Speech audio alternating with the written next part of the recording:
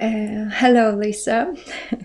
I'm Hello, really Mira. very I'm very pleased to talk with you today, especially that we have met already 2 years ago during the conference in Poland, in Warsaw, Poland, the Museum of History of Polish Jews.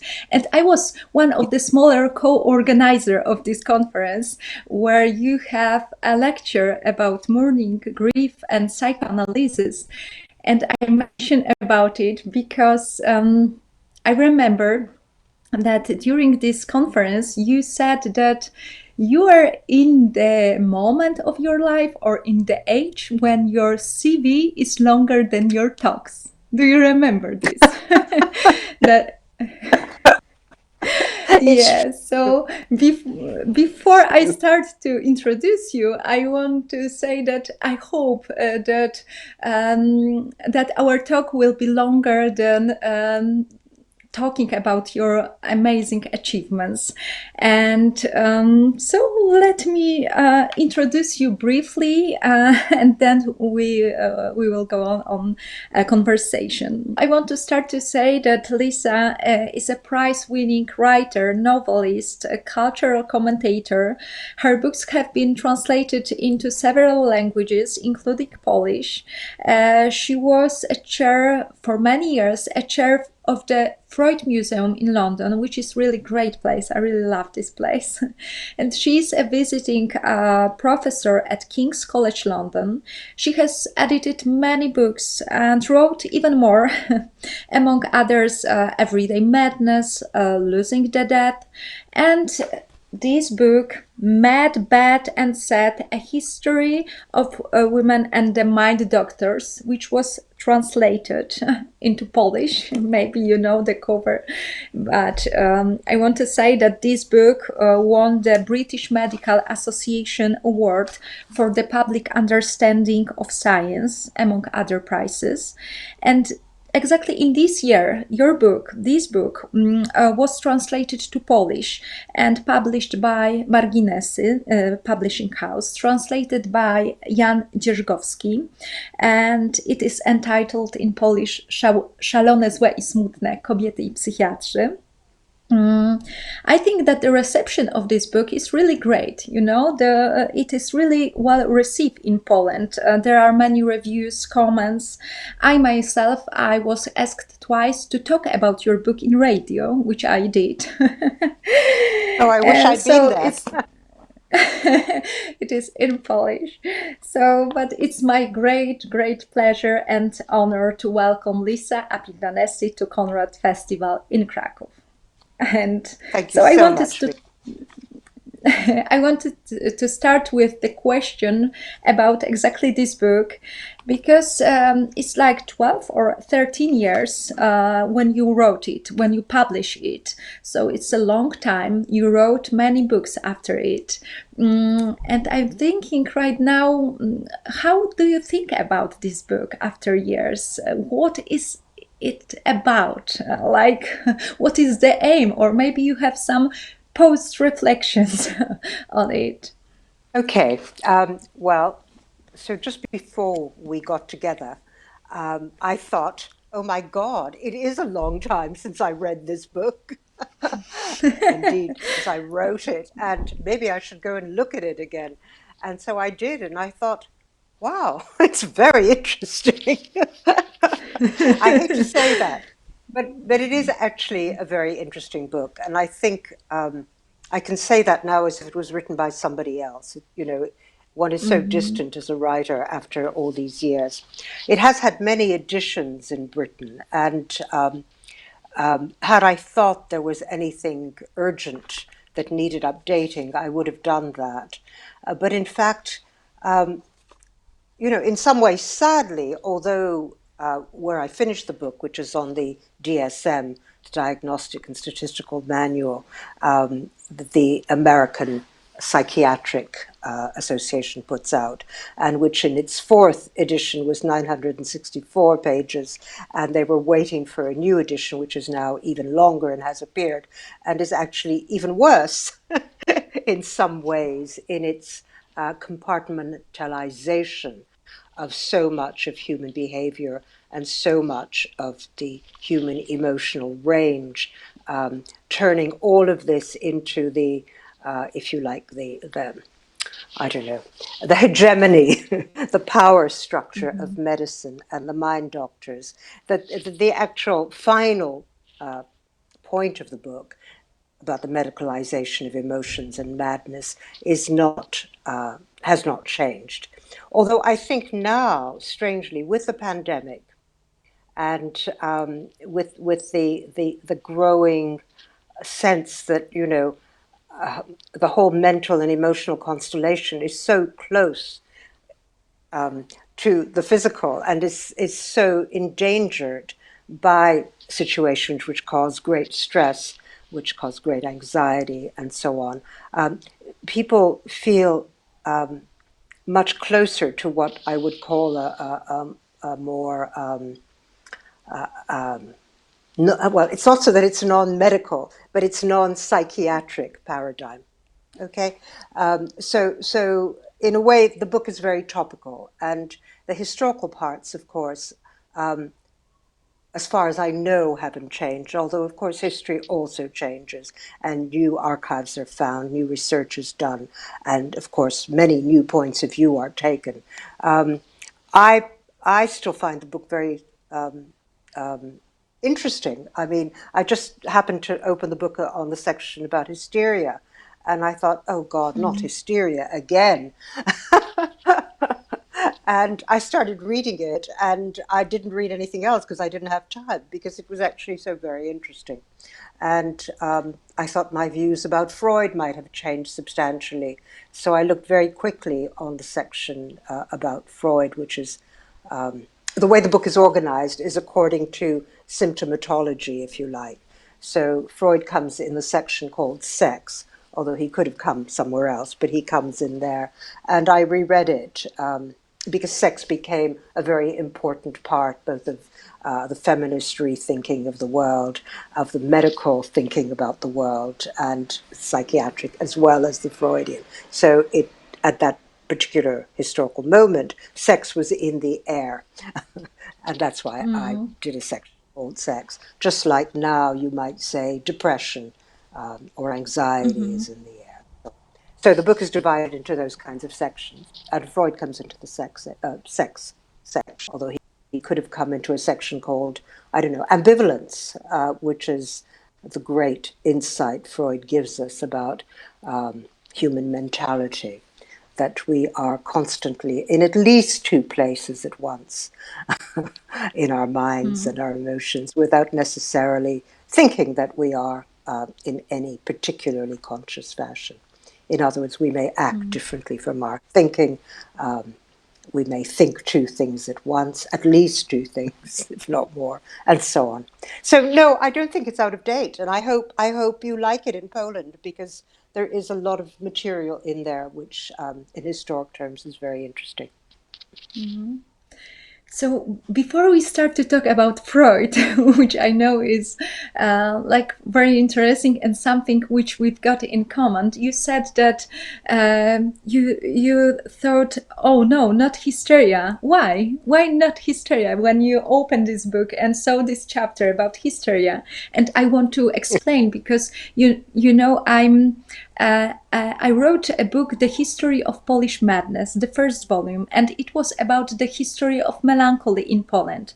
And right now, like 10 years, I'm working on the second volume about the history of hysteria in Poland. And it is my topic. It is so, and No, no, of no. course, I start your book with hysteria, and I want to know what do you have to hysteria right Well, now? I have nothing. I find it fascinating, but the reason I say, oh no, not hysteria again, is Yeah. that you know, for ever since the Greeks, of course, where the word comes from, hysteria has been something that has been talked about over and over again with various Yes. kinds of interpretations, and of course we see it everywhere all the time. I mean, you know, I could say some things which would probably get me into terrible trouble and say, actually, what we're witnessing are forms of hysterical behavior or forms of hysterical metabolizing of emotions. But people wouldn't like that because they think they're actually enacting politics or they're enacting something else. So hysteria is the psychiatrists at the end of the 19th century used to call it the dustbin of diagnoses because everything that you couldn't explain went into the bin called hysteria. And that's why I say not hysteria again, because it's everything. I've got the same because I'm working on this, and I've got not hysteria, not anymore. And but on the other hand, right now we of course we know this, that in DSM, in psychiatric language, we don't have hysteria. We don't use this term as a medical term.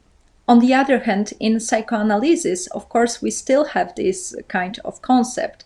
But I wanted to ask you, you mentioned a few areas of this, but maybe more, something more. Where is hysteria hiding right now? Where is it? Or do you think that, because for me this concept can be still, I'm thinking from the feminist point of view, if we can have this concept back for women, that we can someday, maybe we can say, oh, she's so beautiful in hysterical way, I don't, smart, hysterical smart, something that, hysteria is used as a pejorative term. So how, or what do you think about it? I think, I think many things about it, like good hysteric. I think many things at the same time. And enact. Yeah, it is a huge topic. It's a huge topic. But what I would say about it as a medical diagnosis that disappeared from the DSM, say, is that it hasn't disappeared in the everyday backrooms language of either the psychiatrist or the medics, because they see it all the time. So if you go into a big hospital, I mean, I heard this from doctors, this is not, I didn't make it up, and people come in wheelchairs because they're paralyzed, but there is no reason for them physiologically to be paralyzed. The doctors will say, oh, another hysteric. It could be a man, it doesn't have to be a woman.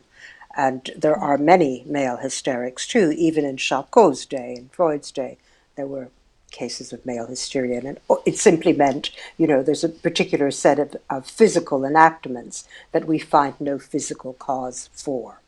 And at the simplest level, that's what it can be, hysteria. So we may not use the term in part because it takes in so much. And even the Freudian use of the term takes in a great deal. So Freud's early hysterics, I mean, you know better than I because you've written a huge book about it, or are writing a huge book about it. But, he says early on that his hysterics suffer from recollections. They suffer from memory.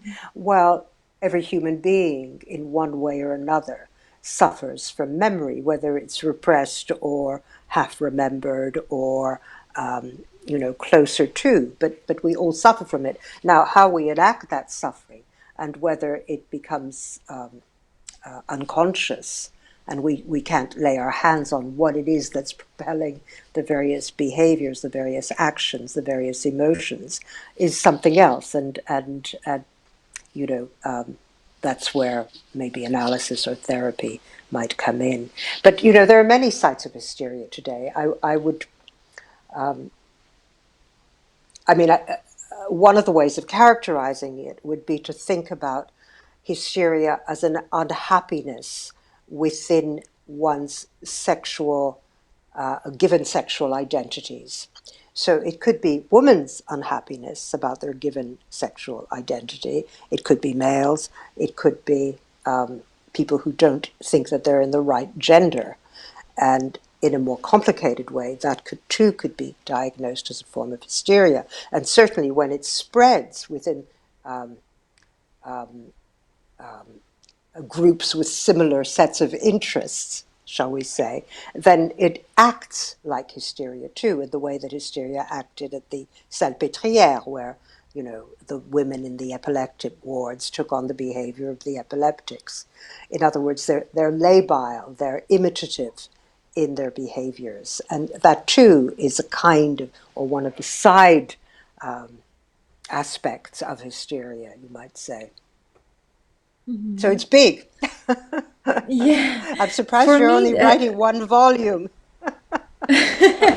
yes, maybe that's why I can't deal with it, because when it comes to the history of melancholic women, it was easier, you know. For me, your book, Mad, Bad, and Sad, is like in general about hysteria, about this what is also the his story of main anxiety, as Rousseau said, Showalter, those researchers who are writing about hysteria as paternalistic history of his male anxiety. So are you still, because you mentioned about hysteria among men, not only women, even if we know that hysteria, it means in ancient Greek uterus, wandering uterus, but still, of course, we can find the examples of male patients with this diagnosis. But I want to try like more to know, for instance, what do you think about this hypothesis that the hysteria is pathologization of female sexuality?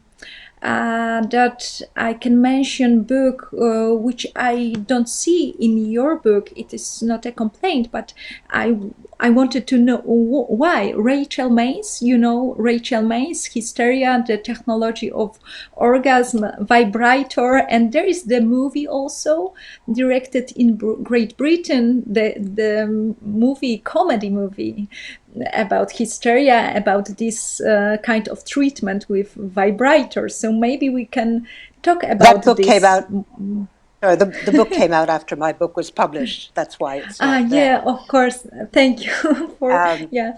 So indeed, I think she might mention my book in hers. I'm not sure, but I've got It this. doesn't matter. You're so small, yeah. But we can see. I really, yeah. So what do I think about that? I mean, you know, this is, as I say, I started by saying sex was the chapter that Yes.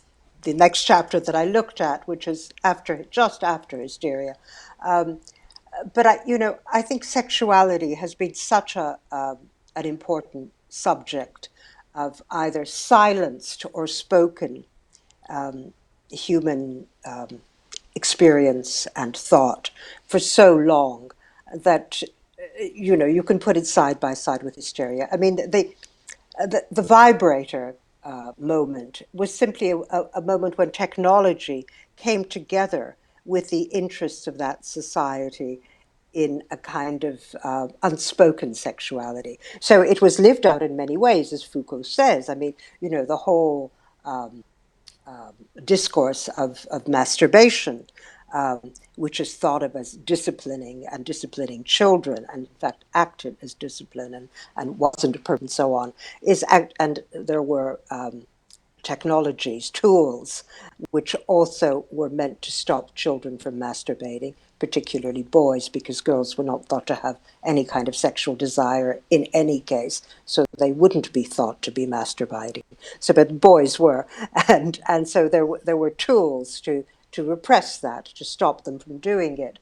And I think the vibrator is the same form of technology for women and sexuality. So it's that moment of mechanical intervention into human areas of, I don't know, fragility, shall we say, or unspokenness, things that are not talked about. So if you were going to use a vibrator, it would be applied to you early on by a doctor. It would by yourself. Now you go into the local sex shop and you can get any kind of vibrator you want. I don't know if that's the case in Poland, but certainly in Britain. Whether that's anything to do with the kind of sexuality that Freud was also talking about in terms of satisfaction, I don't know, because it doesn't bring in the two kinds of things that need to happen, or the various kinds of things that happen together with humans, which is, emotions, thought, and the sexual instinct. I mean, they work together perhaps in terms of satisfaction. But of course, you could have, purely physical sexual satisfaction out of the vibrator. And obviously, the women who went to these gynecologists who applied the vibrator as a form of treatment were doing just that, and they were getting some kind of benefit from it, I guess. I think the doctors were getting even a greater benefit because they were making a huge amount of money. When it comes to the last thing you say, when I read your book, I'm thinking about the some kind of spirit of anti-psychiatric movement, and I want to know more if it is for you something difficult to say about this medicalization or psychiatrization of a human condition. What is your opinion about it? How do you? I know that it is difficult, and It's a very big question. Yeah, yeah. So I don't, I think the problem is power. It's not psychiatry as such. There have been good and better and worse psychiatrists. Sadly, a great many of them, from the time that the word came into being in the late 19th century, until very recently in the 20th, have behaved in ways which are not particularly respectful to other humans. All right, and so if the profession has a certain air of disrepute about it, it's because it's very coercive. Now, I pause there because coercion may be essential in certain manic moments in a person's breakdown. Let's call it breakdown. Let's not say madness. Okay, Yes. in the first times of breakdown, people can be violent to themselves as well as to others. They have a great deal of physical energy, and they don't know what to do with it. And their minds, as well as their emotions, are askew. They're usually very angry, and their mental state is not taking in what is around them. And how do you deal with that? Well, in the past, people dealt with it physically. Then, or they gave people hot baths, or they chained them up. Or before that, they thought they were in leagues with the devil and they drowned them. I mean, there have been many, many, many theories and eventually medicalized acts that dealt with that kind of manic behavior. We deal with it with drugs. And from the late 19th century on, it has been dealt with various forms of drug sedation. Now, the proper application of drug sedation is not something I am against. I think drugs can be less invasive and harmful than physical restraints of various kinds, but they can also be more harmful. And this is the area that I'm critical of in psychiatry, is where psychiatrists are allowed to have theories of the kind that happened in one of the great American asylums, where a theory came in that if you actually pulled people's teeth and did various things to clean the infection out of their system, their madness would go away. So people were destroyed physically by these mad interventions. The doctors were mad in them, and their lives were curtailed, or they were rendered completely helpless by this psychiatric theorization. And there have been other forms of psychiatric intervention, like in the USSR, in the heyday of where drugs were used to, basically drive people crazy, to put them out of their minds, to change their mental functioning so that they would not think whatever it was that they were thinking, perhaps something that is critical of the regime. So psychiatrists have been in cahoots with the state in many less salubrious environments. And that's why if one is critical about psychiatry, it's not difficult to be critical of it through various historical manifestations. It's the power that it has and the supreme power over people who are shunned quite often by the rest of society and who society has labeled mad because they don't behave in ways which are comprehensible. Now, what I would say to that is that all of us sometimes behave in ways that are not totally comprehensible or rational. We may not be behaving at the extremes of those, but we understand that behavior. We all go into trance when we're driving. We sometimes don't know where we are. We all get angry sometimes and lose our temper. What does that mean? Well, it means you're no longer in control. You might want to slap, you might want to hit, etc., etc., etc. So we all know some of the manifestations of madness, and we don't have to go to a psychiatrist to tell us, I hope, that this is not the way you want to be. You want to find other forms of solution and perhaps attempts at dealing with it, which are not quite so harmful as various forms of psychiatric intervention have in the past at least been. I'm really glad that you say it, because I think that some reception in Poland is that, oh no, it's maybe anti-psychiatry, and this is something not good in Poland. And I think that your book is much more like Michel Foucault, that you show that something is a problem, and it is not like that it is black and white. And I honestly don't like this dichotomy that it is something like academic psychiatric and anti-psychiatric. I don't like it, but I wanted to ask you because I know that there are some voices about it. So I'm really glad that you explain it. And you said that very... Yeah. All I was going to say, I even think, asylums can be helpful.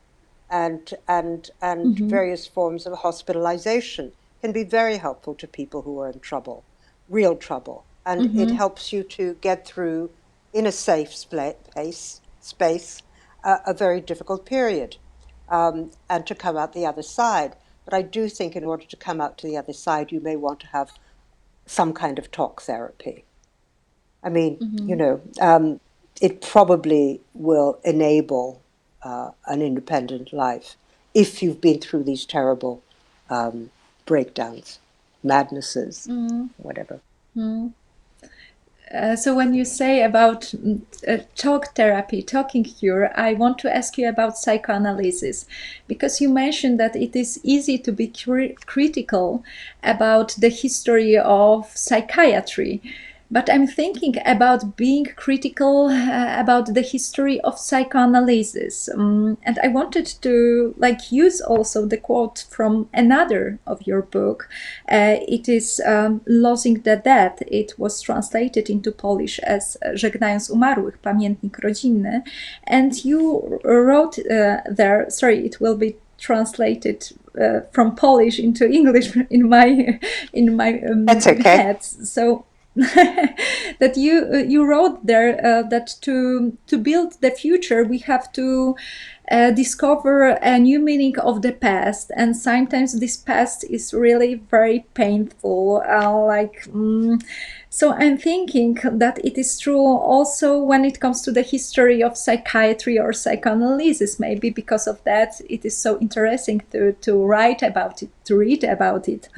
And I'm thinking, I'm asking, what do you think is the most painful moment in the history of psychoanalysis? Because it is, I think, more difficult to say about it. No, it's not difficult. There've been lots of. I mean, the fact that I think Freud is a wonderful. The fact that I think Freud is a wonderful writer and a wonderful thinker. That doesn't mean that the practice of psychoanalysis has not on various occasions, led to all kinds of idiocies. And, well, idiocy may be strong, but it's a hot London. But led to all kinds of aberrant practice. For example, and this is psychosocial. It's not purely psychoanalytic, but it's psychosocial. For a long time in America, when psychoanalysts who were in America practicing doctors and therefore psychiatrists, but of an analytic persuasion. And this was, perhaps the biggest moment for psychoanalysis in its history, or certainly the most influential in social terms.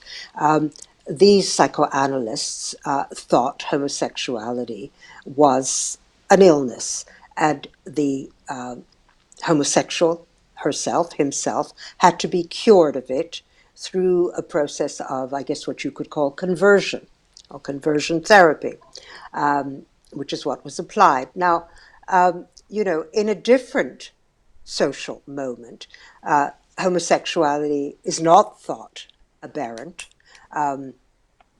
and nobody wants to send homosexuals to therapists or to psychiatrists unless they feel they need to go for whatever reason, their own reasons, which may have nothing to do with their choice of sexual object. Now, Freud never talked about homosexuality as something that needed to be cured. He thought we were all potentially homosexual. We were all, in fact, bisexual, certainly psychically bisexual and imaginatively bisexual, and can live in many forms of character identity, and that the choice of sexual object was not terribly important. The sexual process, the object is merely the one thing at the very, very end of it.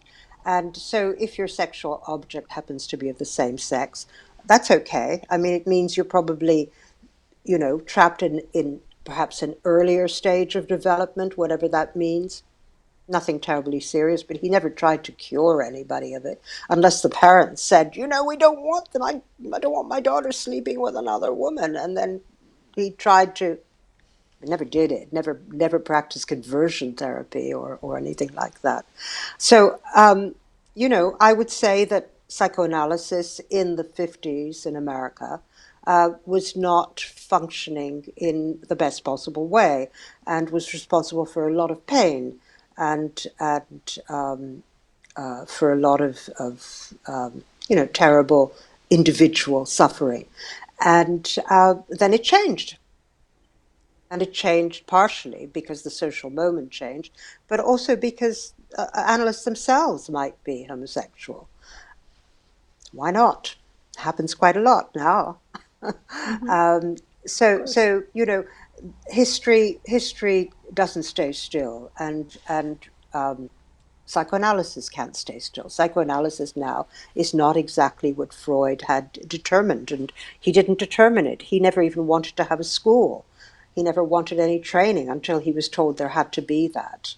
And it was the women who put the training into place, Helena Deutsch and his daughter Anna.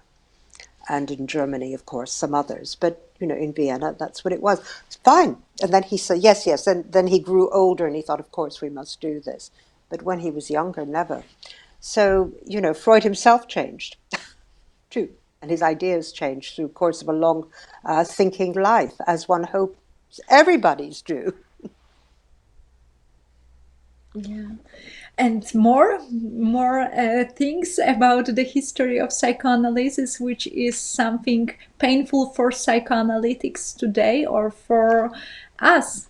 Well, I think, psychoanalysis is so varied in its geographical reach now that it's very hard to, if you come from one psychoanalytic culture, say Britain, to think that other ones are really quite strange. I mean, British psychoanalysts thought French psychoanalysts of the Lacanian persuasion, for a long time, they thought they were completely déroutés. going in the wrong direction. What is this 15-minute session? What is all that about? And they would be heavily critical of it. They would certainly be heavily critical of, the fact that French analysts were more likely in the Lacanian mold to sexualize their practice, whereas the British tried to be, may not always have succeeded, to be very upright. But, this is a bit like saying the church has some pastors in it, some preachers, which, who are not exactly holy. And we've known that since the Middle Ages and since there was writing about it. And it's in that sense the same with psychoanalysis. There are a lot of individual practitioners who may not, be what you would approve of, or may not be doing the right thing, or they may be very good with their patients, but their own lives are a complete mess. They're human like everybody else.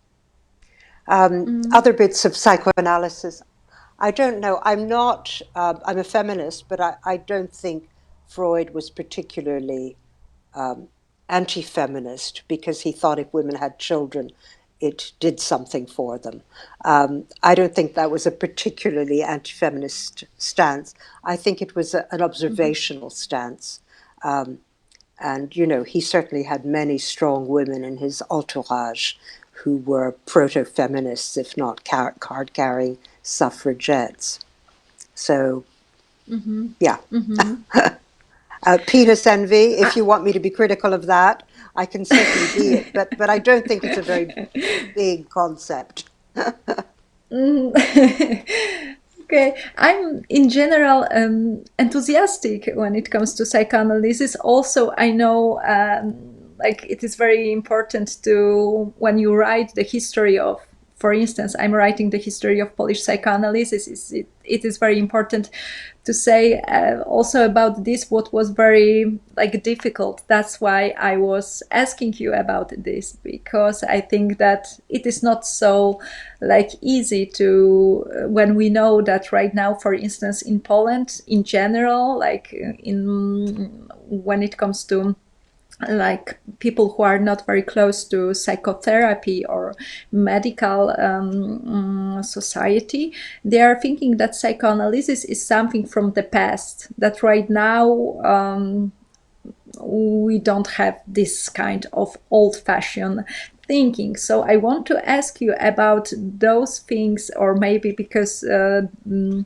title of this festival, Conrad Festival, is about the future. So I want to ask you about present and future of psychoanalysis, that what you can say to Polish audience where psychoanalysis is very how to say it in delicate way, critical. We have this critical approach to this. What can you say also for feminists, maybe from your point of view is very interesting still in psychoanalysis, and it can be developed in the future?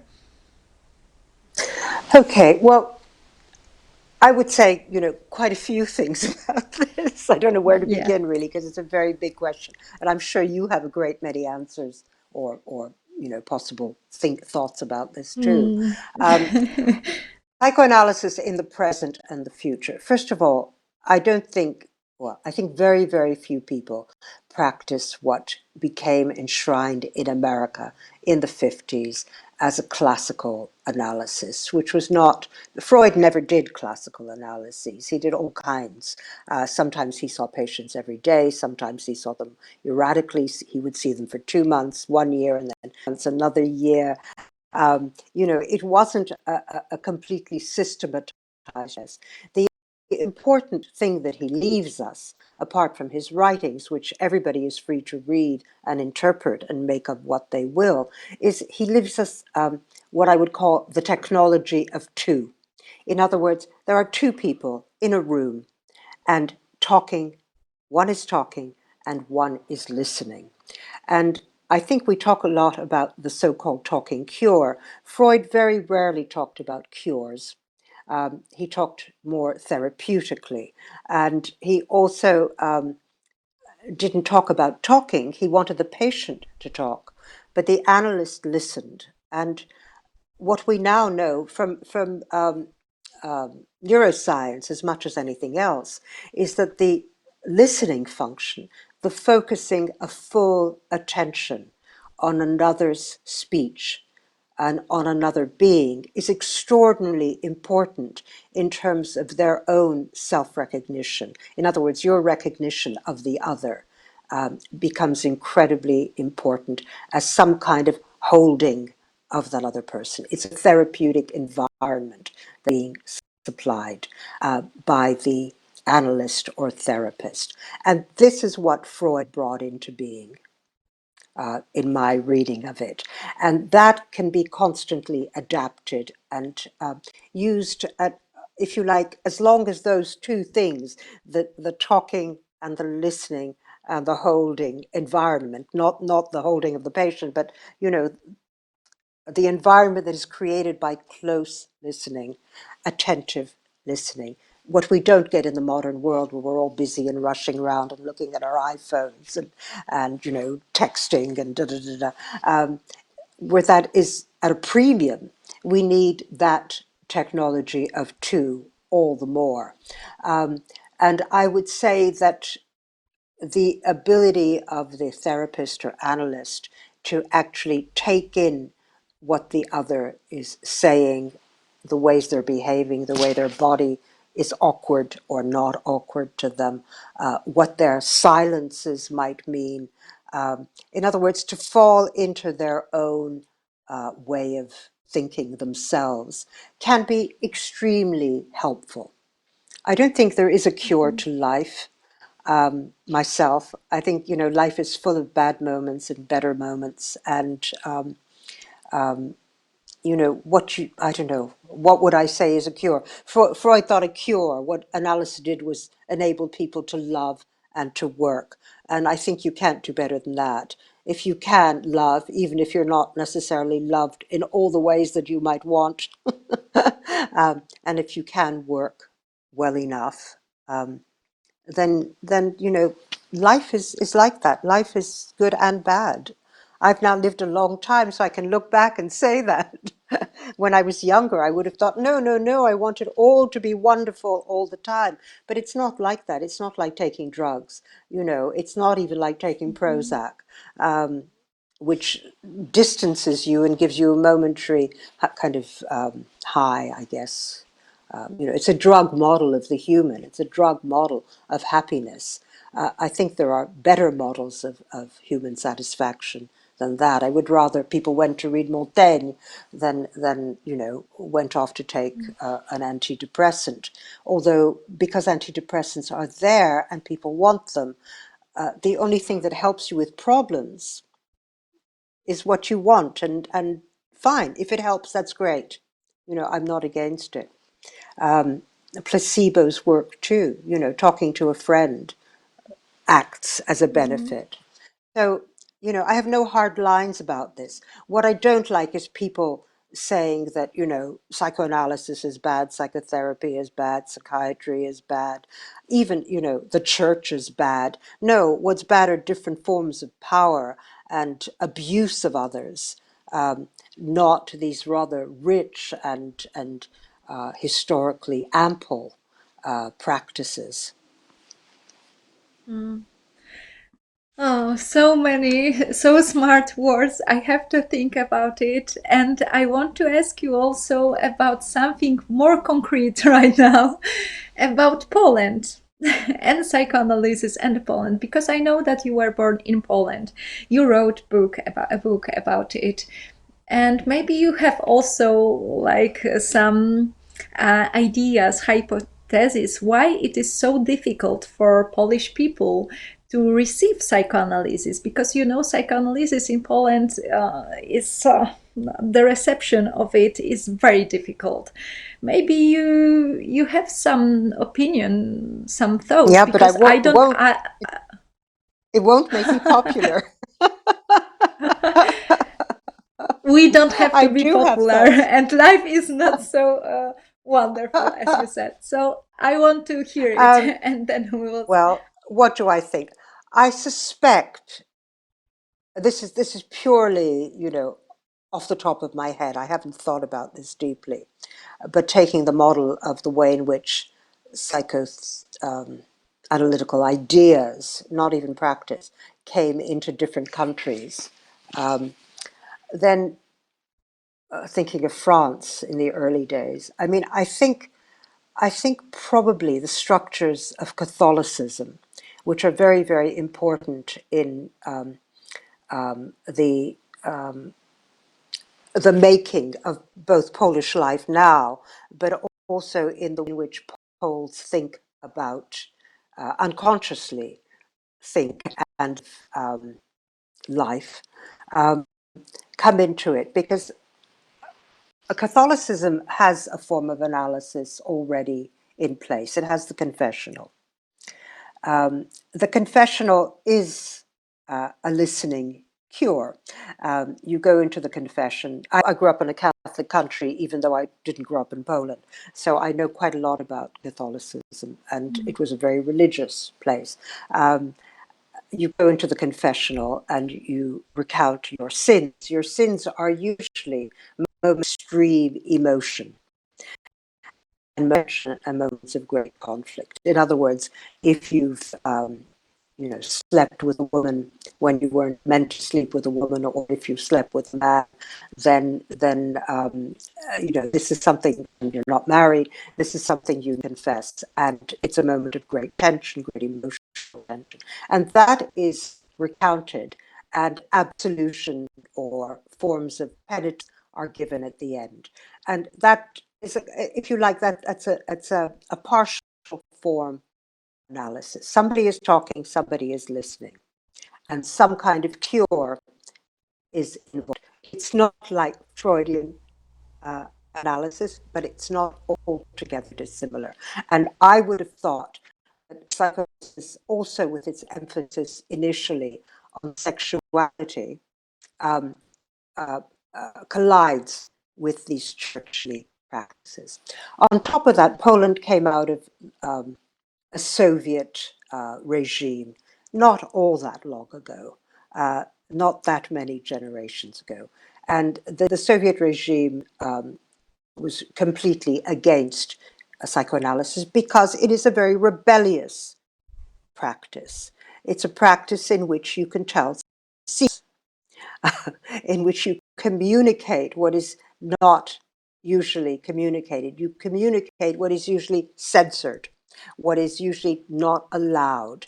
And that, on top of the Catholicism, seems to be, perhaps, I speculate, why it's not perhaps altogether simple for Poland to accept psychoanalytic practice. I mean, there's the rebelliousness, the anti-censorship, the anti-censoriousness, say everything that comes into your mind. But you're not in the confessional. How can you say everything? So it's complicated. Mm. It is indeed. So at Does the that end, I mean want to. anything to you? I wanted to hear what you Oh, thought it's about that. like 100% like for this. Yes, I agree. And I want to say more, but I know that we don't have time for it. So, with a pleasure, I would like to talk about it with you in the future. I hope Oh offline yes, that we will please. have this opportunity.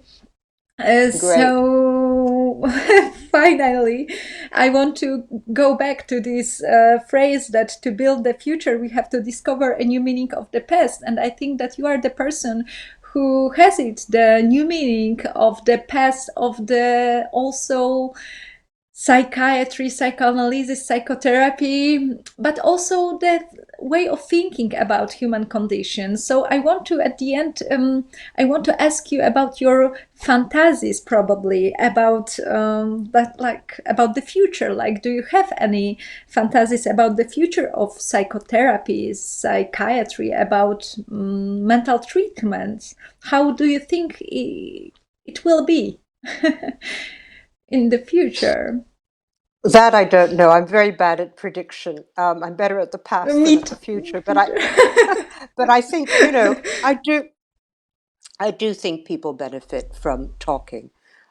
with one another. And whether that happens amongst friends or because you're writing is a form of talking to the public, and hoping that they hear and will come back at you.